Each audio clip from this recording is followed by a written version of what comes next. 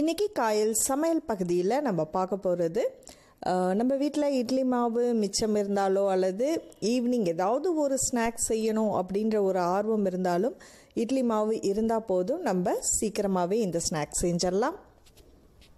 இப்போ எப்படி செய்யலாம் அப்படின்றத பார்க்க போகிறோம். கடைசி இட்லி மாவு கொஞ்சம் தண்ணி விட்ட மாதிரி இருக்கும், அதனால் கெட்டியாக இருந்துச்சுன்னா நீங்கள் அப்படியே கூட யூஸ் பண்ணிக்கலாம். இதில் நிறைய வெரைட்டிஸ் நம்ம பண்ணலாம். இட்லி மாவு மட்டும் இருந்தால் போதும், நம்ம அதில் நிறைய வெரைட்டிஸ் பண்ணலாம். இப்போ இதில் நம்ம இட்லி மாவு வச்சு ஒரு போண்டா பண்ண போகிறோம். அதுக்கு கொஞ்சமாக வெங்காயம், கருவேப்பிலை, கொத்தமல்லி, ஒரு சின்ன துண்டு இஞ்சி, 2 பச்சை மிளகாய் கார தேவைக்கு போட்டுங்க. அதில் மிளகு, சீரகம், உப்பு, அப்புறம் சோடா உப்பு, இது வச்சுட்டி அளவுக்கு பொடிசா நறுக்கின வெங்காயம் ப்ளஸ் அந்த இஞ்சி, கொத்தமல்லி இலை, மிளகு, சீரகம், சோடா உப்பு எல்லாத்தையும் சேர்த்து நல்லா மிக்ஸ் பண்ணிவிடுங்க. இப்போ இதோட நம்ம மாவு தண்ணியாக இருக்கிறதுனால ஒரு குழிக்கரண்டி அளவுக்கு நான் இதெல்லாம் அரிசி மாவு சேர்க்குறேன். ஸோ உங்களுக்கு தேவைன்னா இதில் கோதுமை மாவு சேர்க்கலாம், இல்லைன்னா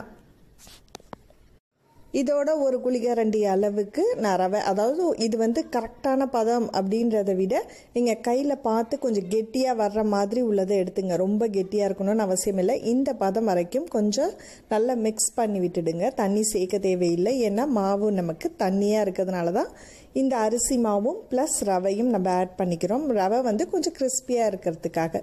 ஸோ இதை எண்ணெய் சூடான உடனேயும் நம்ம இதில் சின்ன சின்ன போண்டா மாதிரி போட்டு எடுத்துட்டோம்னா சுவையான ஈவினிங் ஸ்நாக்ஸ் சட்டுன்னு ரெடி ஆகிடும்.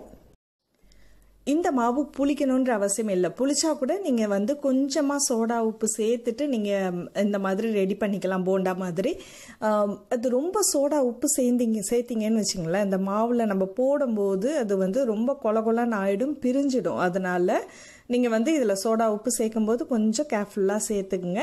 அதே மாதிரி மாவு தண்ணியாக இருந்தால் தான் நான் மைதா மாவோ அல்லது அரிசி மாவு அல்லது கோதுமை மாவு நீங்கள் எது வேணாலும் சேர்த்துக்கலாம். இந்த ரவை எல்லாம் கிறிஸ்பியாக இருக்கிறதுக்காக நம்ம சேர்த்துருக்கோம். இதெல்லாம் ஆப்ஷனல் தான்.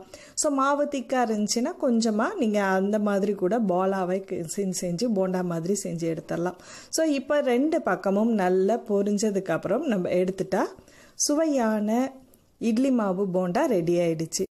கெஸ்ட் யாரும் வந்தால் ஒரு 5 நிமிஷத்தில் நம்ம இந்த ஸ்நாக்ஸ் செஞ்சிடலாம். ஸோ இதோட நீங்கள் தேங்காய் சட்னி அல்லது ஏதாவது ஒரு சட்னி வச்சு சாப்பிடும்போது டீயோட சாப்பிட ரொம்ப ருசியாக இருக்கும். ஸோ இந்த வீடியோ உங்களுக்கு பிடிச்சிருந்துச்சுன்னா மறக்காமல் லைக் பண்ணிவிட்டு உங்கள் கருத்துக்களை எங்களோட ஷேர் பண்ணிங்க. அடுத்து ஒரு இன்ட்ரெஸ்டிங்கான வீடியோவில் சந்திப்போம். நன்றி.